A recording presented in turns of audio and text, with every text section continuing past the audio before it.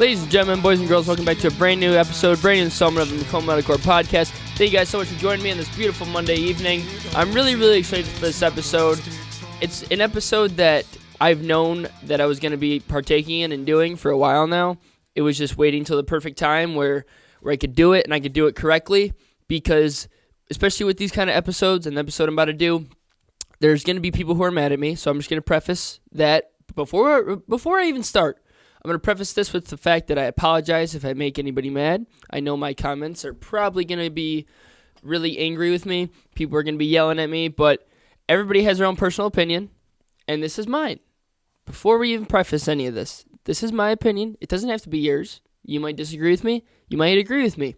I'm guessing that there's probably going to be more people who disagree with me, because that's just the way that the tire rolls in the comments. But before you even go take into that, I just want you to know that every song on this album is a 10 out of 10. And I think every song is perfect and amazing in their own ways. This is just my personal rankings. So there's no gold, silver, or bronze here. It's 10 out of 10, 10 out of 10, 10 out of 10, 10 out of 10, 10 out of 10. But in my opinion, I just think that these songs should be ranked in this way. So you probably already know what I'm getting at. And today, we're going to be ranking the songs on Avenged Sevenfold's new record, Life is But a Dream. And this record's been out for about a week and a half now. It came out June 2nd, last Friday. Today's Monday. And I wanted time before I actually did this episode to actually have a real list that in my head is perfect and I think makes everything in order exactly how I personally enjoy it. And it's like I said, I think every single song is a 10 out of 10. I think this is the album of the year, and I don't think that one is coming near it. And so, especially if you think an album is the album of the year, that means every song has to be really good. Every song is really good. Like I said, perfect 10 out of 10. But in my personal preference, I think that there's ones that are better, and I think that there's ones that aren't as good as the top, and it just goes like that. That's just my personal preference. But as I was saying, the sound's been out for a week and a half. I've listened to it probably 12 times straight through, and it's definitely the album of the year in my opinion. There's nothing coming close to this album at all. No. It's perfect in its own ways. Each song is placed perfectly on the record. And Avenged Sevenfold did it again, and they did it absolutely phenomenally. There's people who are saying, like, oh, this isn't the same Avenged Sevenfold. They're older, man. Like, they're not going to drop Beast and the Harlot again. They're not going to drop City of Evil again. But they're going to drop Life is But a Dream, and it's going to be what they want to put out, and it's how they're feeling.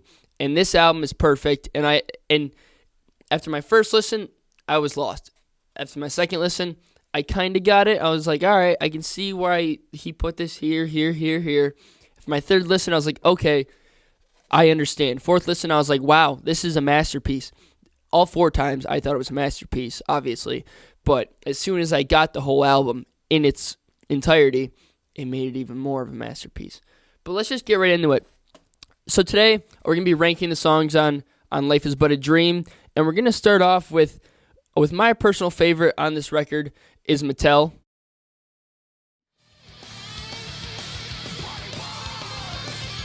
And in my opinion, I think this is the most old school sounding Avenged Sevenfold, and that's my favorite Avenged Sevenfold, just like a lot of people. And it's really fast, it's heavy, and it's got some very, very good singing, and it just like in every single Avenged Sevenfold song, the instruments are perfect. And I love Johnny's scream when he screams in hell. It's so cool, dude. And just to hear Avenged Sevenfold do screams again is awesome. And it makes me super happy. So in my opinion, this is my favorite song. This is my favorite song on Life is But a Dream. And it's just because it reminds me of old school Avenged Sevenfold and the band I grew up on. And I absolutely love exactly what they're doing right now. But this is the Avenged Sevenfold that I grew up on and I love. And so I'm very happy that they dropped a song like this on this album. And going back to number two. Now, we're going to go to Game Over, which in my opinion is it's fun. And when I saw it live and they opened with it in Rockville, it was their first non-pop-up show in however many years. And I was really disappointed because I was like, I really wanted to hear like Beast in the Harlot or Bat Country and just absolutely come out after all those years gone with a nasty riff. A song everybody knows, gets the crowd moving. This song wasn't released yet, so nobody knew it. And I was like, they're really playing an acoustic song? And then it got a little faster, but I was like, like this song's definitely going to be good on a record. And boy, oh boy, is it. It's punky, it's fast, it's fun, and it tells a story of life too. If you go through the lyrics, it tells a story of life. It's really cool, and I personally love the song. It reminds me of all the stuff that those dudes in Avenged Sevenfold grew up on listening to, because it's all punky, it's heavy, and it's got some acoustic, so it combines punk and just Avenged Sevenfold, just like their old stuff, like the old stuff, the stuff that they grew up on listening to, and I love this track. Going into number 3, I have We Love You. And this was the first song that it was the second song, but it was the first one. It was the first one that they released where Shadows was doing screams on it, and I was like, "Oh boy, what am I in for?" And I think that still resonates with me. I think that this song, it's fun, it's cool live, and I absolutely love I'm not sure what part of the song it's called per se, like the actual name of it, but I love when he's just saying Bill, Bill, Bill, Bill, Bill, Bill, Bill, Bill. It's so cool to me.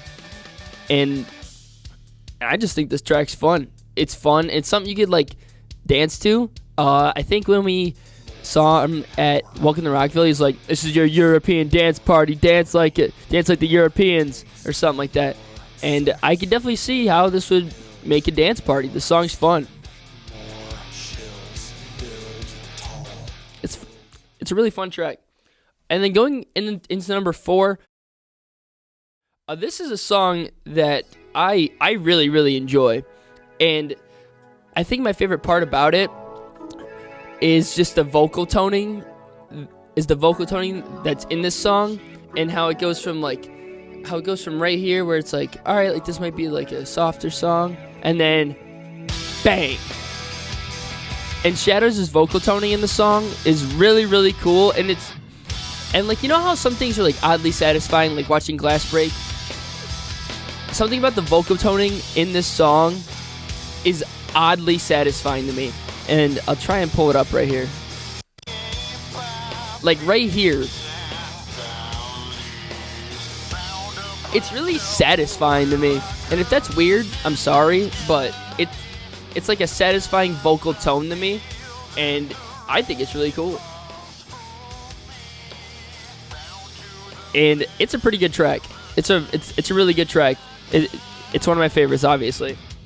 And then going into number 5, we have the first single that everybody was divided on. Everybody was divided on this song. Me, the whole time, I was a fan. I did think it was a little different, and I was like, what's the direction that this band's going? Because this was the first single that they dropped. I was a little skeptical. I was like, what's going on here? What are they feeling? But it's got a lot of cool parts. It's got real heavy instruments. And the best part about this song is Sinister Gates' guitar solo. And I will say this till the day I die. Sinister Gates is the best guitar player on this earth right now. He's so good, and his solo in here is amazing. I've been watching YouTube videos and people trying to redo it, and there's nobody in the world who can do it like Sinister does. What is this? How do you do this?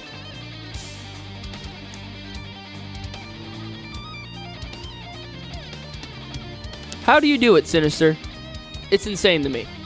And going into number 6, this is a fan favorite that, and once again, it's right in the middle of my pack.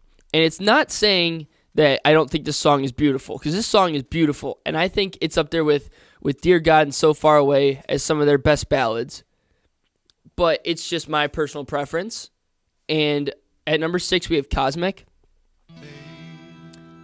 And this song, the song, in fact, blew my channel up. We're at 15K right now, which, insane. But anyway, This song's perfect. It's like I'm trying to think of the words to describe it, but the orchestral value in it, where there's 7 different genres in this song, it's so very impressive, so very impressive. And this track is absolutely beautiful, absolutely beautiful. And Avenged Sevenfold is a band is so good and so gifted to be able to drop songs like Mattel, and then 4 tracks later to drop a song like this, where like you just want to sit there and just cry. Like, it's beautiful, and it gets you goosebumps. And Avenged Sevenfold is the kings at what they do, and they know what they're doing every time, man. And Sinister's awesome. Well, the whole band's awesome in this song. But there's like a harp in the background too, like that. I don't know, man. It's a beautiful track. And going on to number 7, I have Beautiful Morning, which, if you wake up in the morning, you've had a tough morning, just put this on, and it'll be a beautiful morning. Because this song's amazing. And my favorite part is how it gets quick, and then it gets soft again, it gets quick. And I think it's just so cool that this band can do that, and do it as good as they do. And there's a part where Shadows is singing, and and once again, it's just like an oddly satisfying way he says. He's like, bear with me, I'm not a very good singer. It's like, it's a beautiful morning. And it's just it's really satisfying to me. I have no idea why. And so I'm a very big fan of the song. I'm a very big fan of the vocal change and the vocal tones in it. And of course the instruments in this song, just like this album, are beautiful.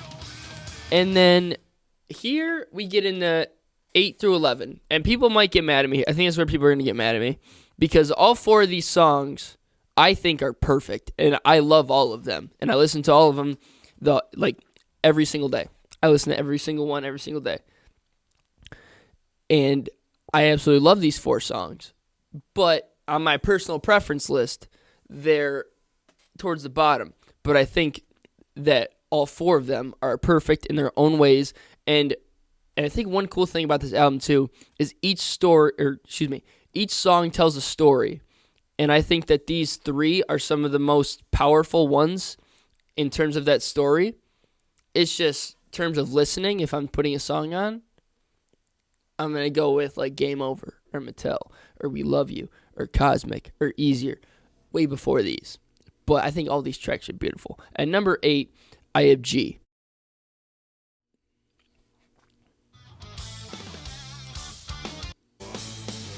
And my favorite part about this song is once again, is the vocal tones and the change in his microphone and all the changes in his voice in this song.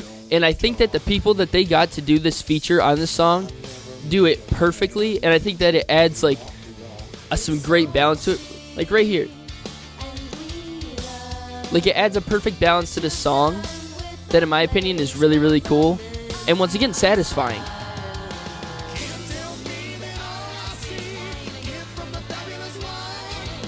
Shadows is a little high note there.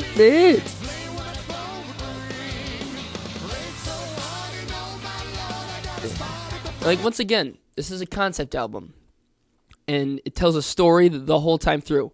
And I think that this is one of the most intricate parts of telling that story, where it's talking about the earth being made and, like, this is the species that we are. And I think that the whole album tells a story of death and being a species, and like how life is just how like you almost live life to die.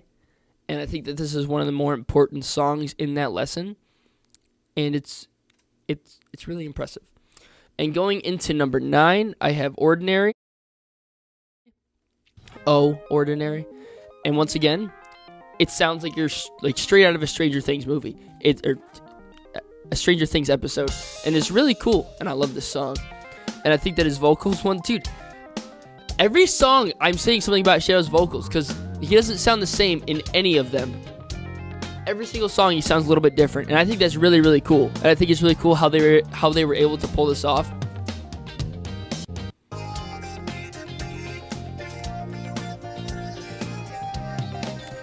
And these last 4 songs are also real dancey too, which I think is really, really cool.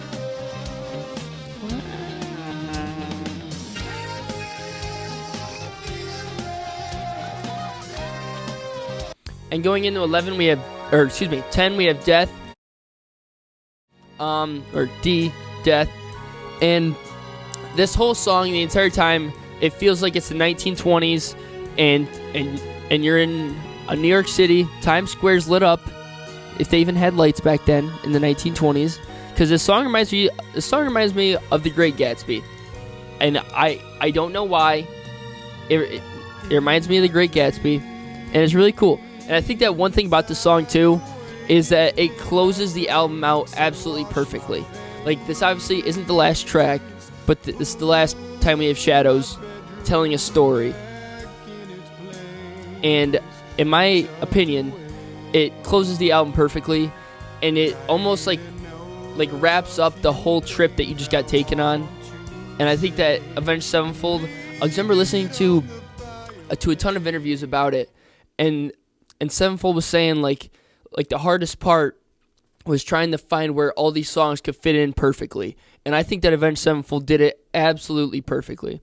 I think each song tells its own story, and it goes from Game Over, where good things don't happen, and then in 10, in Death, it's kind of more of like all right, it's over. And it's a beautiful, it's got some harp in it. It's like an orchestra almost. And it closes out the story. It closes out what they're trying to get at or get towards during this album. And it's a great track. It's beautiful. It's not really as much dancey as G and Ordinary are, but it's still dancey. It's just more of a slow dance kind of thing. You know, if you're getting married and you have a slow dance or something like that, wherever you slow dance these days. In my dreams.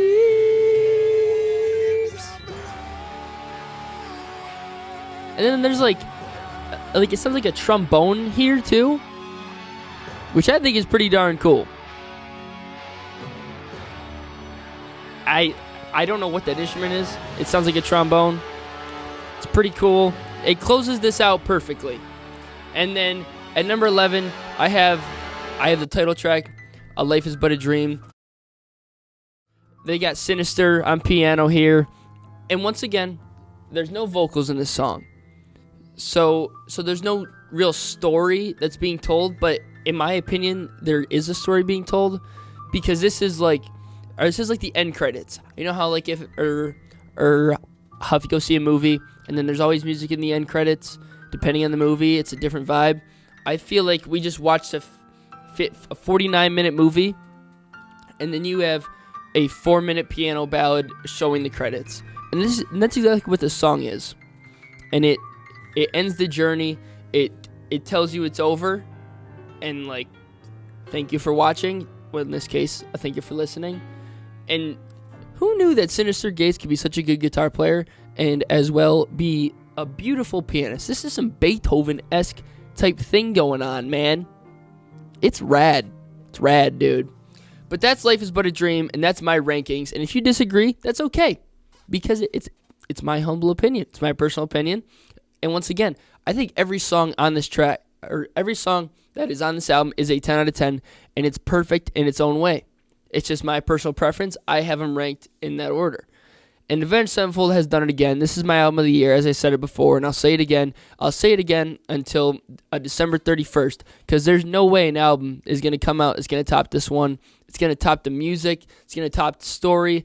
And just a pure nostalgia of having an Avenged Sevenfold album back is an absolutely phenomenal feeling that I'm super, super excited that we have. I'm super excited that they're coming on tour.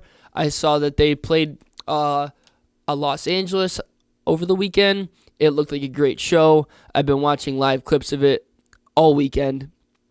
And the boys in Sevenfold are back. So shout out to Avenged Sevenfold.